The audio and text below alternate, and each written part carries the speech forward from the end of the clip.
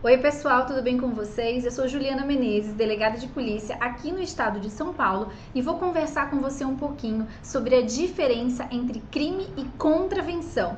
Vamos lá então? Então vamos lá trazer essas diferenças, as diferenças mais importantes entre as duas espécies. Primeiramente, a gente precisa trazer que ambas são espécies de infrações penais. Então, tanto o crime como a contravenção são infrações penais. A contravenção, ela é uma espécie de infração de menor potencial ofensivo, tá? Então, juntamente com aqueles crimes cuja pena máxima não ultrapassa 2 anos, eu também tenho as contravenções como infrações de menor potencial ofensivo. Crime e contravenção, ambas são infrações penais, tá? As contravenções são infrações menos graves, né? Então, por uma opção do legislador, eu tenho essa espécie de infração menos gravosa que vai ser punida e processada de uma forma diferente, ok? A contravenção, ela é chamada de 2 nomes que podem aparecer na sua prova, que é crime anão, é uma nomenclatura para a contravenção, e também delito liliputiano, tá? Existem alguns contos aí que trazem a terra de Liliput, que seriam seres pequenos, né? Então, fazem essa analogia aí. Então, se aparecer na sua prova aí, por acaso, né? O que é um crime liliputiano, um delito liliputiano, você já vai estar atento, você já vai saber que se trata de uma contravenção, ok? Como a gente já falou, as contravenções são infrações de menor potencial ofensivo.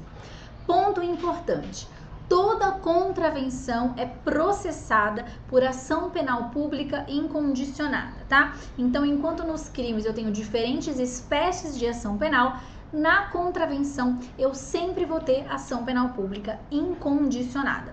Outro ponto que diferencia, mas que eu quero chamar a atenção de vocês para um pequeno detalhe, é a questão da tentativa, tá? Então, além de contravenções, ela traz que a contravenção na sua modalidade tentada não será punida, tá? Então, eu não tenho punição da tentativa. Isso significa que a tentativa da contravenção não é possível? Não, não significa que ela não é possível, tá? Então, faticamente, ela é possível. Eu posso ter uma contravenção tentada, mas por opção de política criminal, ela não será punida, tá? Então, muito cuidado. Quando eu falo de algumas espécies de crime que não admitem a tentativa, e muitas vezes a gente vê, principalmente nos métodos mnemônicos aí, a contravenção inserida nesse bojo, né? Então, não admite a tentativa, a contravenção penal. Calma lá, a contravenção penal admite a tentativa no campo fático, tá? O que ela não admite é a punição dessa tentativa. Então, a gente precisa entender bem essa diferença. Vamos lá para mais alguns pontos que diferenciam o crime e a contravenção.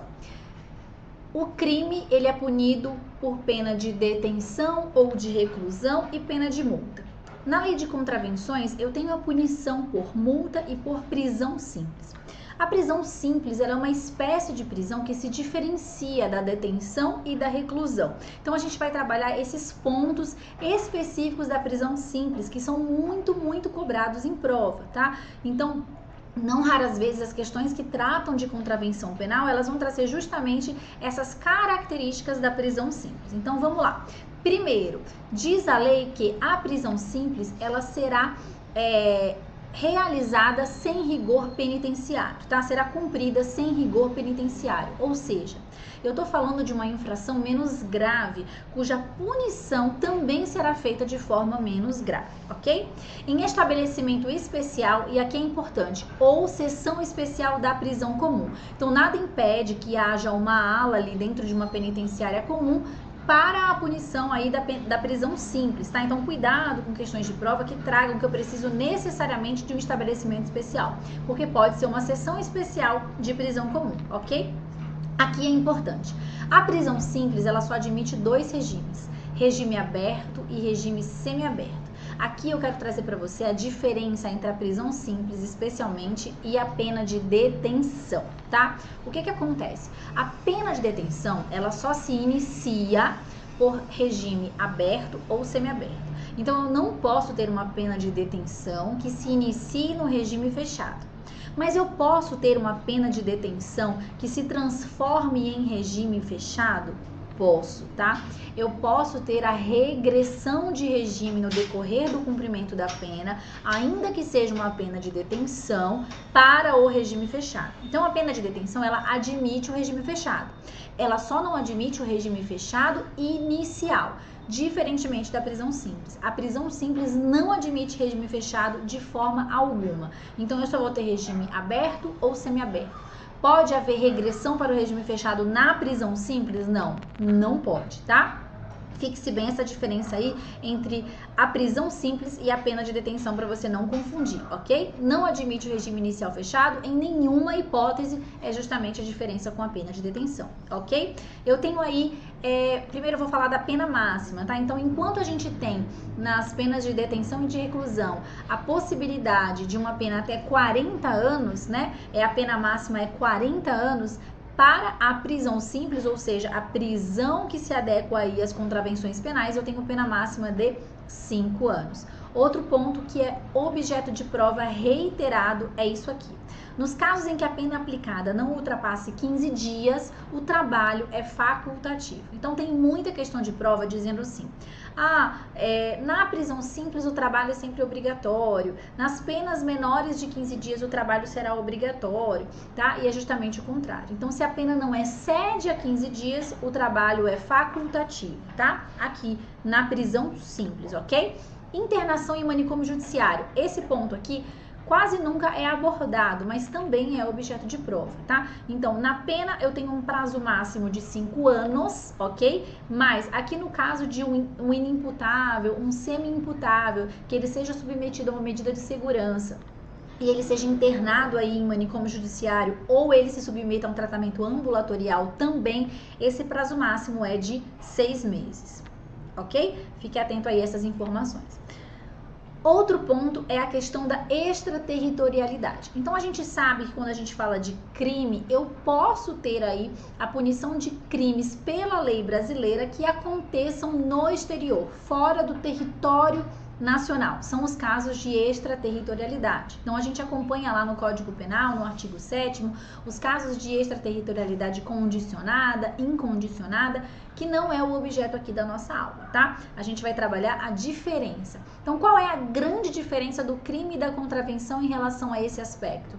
É que a contravenção praticada no exterior, ela não é punida, ou seja, o princípio da extraterritorialidade não se aplica às contravenções penais.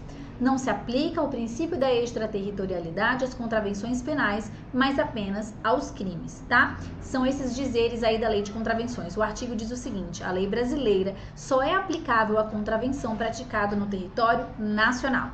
E aí eu tenho um ponto importante para você raciocinar em relação à reincidência, tá? Então vamos lá. Se eu tenho um crime praticado no Brasil e uma contravenção praticada no exterior, esse réu continua sendo primário, porque essa contravenção no exterior, ela não é punida, tá? Porque eu não tenho a aplicação da lei brasileira na contravenção praticada fora do território nacional, beleza? Crime no Brasil e contravenção no Brasil, eu tenho um réu reincidente, ok? Porque ele praticou 2 infrações penais dentro do território nacional. Eu tenho um crime no exterior e uma contravenção no Brasil. Eu também tenho um réu reincidente, tá? Porque a contravenção no Brasil, ela é contabilizada. E eu tenho um crime no exterior e uma contravenção no exterior, ele continua sendo um réu primário. Então, nessa análise, na verdade, é muito simples. Eu vou analisar somente onde a contravenção foi praticada. Se ela tivesse sido praticada no exterior, eu ignoro essa contravenção como se ela não tivesse existido, tá? Porque na prática é exatamente isso. No que diz respeito aí à punição dessa contravenção, ok? Desconhecimento da lei. Esse é um outro ponto que a gente precisa fazer a diferenciação entre crime e contravenção. Eu tenho 2 institutos que são diferentes. Quando eu falo da lei, eu tenho a seguinte disposição no Código Penal, no artigo 21. Vamos lá. O desconhecimento da lei é inexcusável, ou seja, o desconhecimento da lei, ele é indesculpável, né? Ele não é admitido. O erro sobre a ilicitude do fato ser inevitável isenta de pena e, se evitável, poderá diminuí-la de 1/6 a 1/3. Vamos lá. O que causa a maior confusão nesse ponto aqui, embora não seja o objeto da nossa aula? Aqui a gente está falando do erro de proibição. Então eu tenho o seguinte, poxa, eu não posso dizer que eu não conheço o texto da lei. Então como eu posso ter uma isenção de pena por eu desconhecer a ilicitude do fato? É exatamente isso. Aqui é quase como se fosse o seguinte, eu tenho um erro de interpretação. Eu até sei que a lei existe, mas eu não sabia que a lei se aplicava a este caso, tá? Então vamos lá, deixa eu pensar numa hipótese. Vamos pensar o seguinte, é aquela coisa, olha, eu sei que eu não posso agredir ninguém, mas eu acho que eu, como mãe, posso bater na minha filha. Eu posso bater? Não, mas eu acredito que eu tenho essa legítima defesa, né? Eu acredito que essa proibição da lei não se aplica a mim. Isso é um erro de proibição, tá? Então, não é que eu desconheça a lei, eu simplesmente não consigo perceber que essa lei também se adequa ao meu caso, tá? Esse é o erro de proibição que se aplica aos crimes. Quando eu falo da lei de contravenções, eu tenho uma disposição um pouco diferente, que a gente chama de erro de direito. Então, se eu olhar lá na minha prova, a lei de contravenções penais traz a possibilidade do erro de direito. Tá correto? Tá correto. Eu não tenho erro de proibição, eu tenho erro de direito. Lá na lei de contravenções eu tenho a seguinte disposição. No caso de ignorância ou errada compreensão da lei, quando excusáveis, a pena poderá ser aplicada. Então eu também tenho a mesma hipótese de não aplicar a pena, de isenção de pena, mas aqui eu tenho a ignorância da lei. Eu tenho uma amplitude um pouco maior. Nesse caso eu posso considerar que aquele agente ali, ele desconhecia o texto da lei ou ele não soube interpretar a lei. Enquanto no erro de proibição, o meu equívoco é quanto à ilicitude do fato e não o desconhecimento do texto legal. Conseguiram perceber a diferença? Vamos então para mais uma distinção entre crime e contravenção. Princípio da culpabilidade. Aqui eu quero que você preste bastante atenção. Olha só, o que acontece? Eu vou ler para vocês o que está escrito lá na lei de contravenções no artigo 3º, tá? Para a existência da contravenção, basta a ação ou omissão voluntária. O que acontece? A lei de contravenções penais, ela traz a possibilidade de eu punir uma determinada conduta, ainda que não haja dolo ou culpa, bastando haver aí ação ou omissão voluntária. Mas a gente precisa lembrar que a lei de contravenções é de 1941, tá? Então a gente tem uma lei aí bem antiga. O que acontece? Algumas questões de prova vão trazer o seguinte: olha, a lei de contravenções não adota o princípio da culpabilidade, que é aquele que exige dolo ou culpa para que eu possa responsabilizar alguém da sua conduta. Vai dizer o seguinte: o princípio da culpabilidade não se aplica às contravenções penais. E é aí que eu quero que você tome cuidado. Por quê? Parte da doutrina entende que esse artigo 3º da Lei de Contravenções Penais, ele deve ser ignorado, ele não deve ser levado em consideração porque ele não se coaduna com um Estado democrático de direito. Eu não posso responsabilizar alguém sem haver dolo ou culpa. Eu preciso ter essa culpabilidade para que essa pessoa possa ser responsabilizada. Então é como se a gente não fizesse a leitura desse artigo, como se a gente desconsiderasse, porque dentro do nosso ordenamento jurídico, ainda que haja essa previsão aí do texto legal, no nosso ordenamento jurídico atual não é possível a responsabilização de alguém, ainda que não haja dolo ou culpa, tá?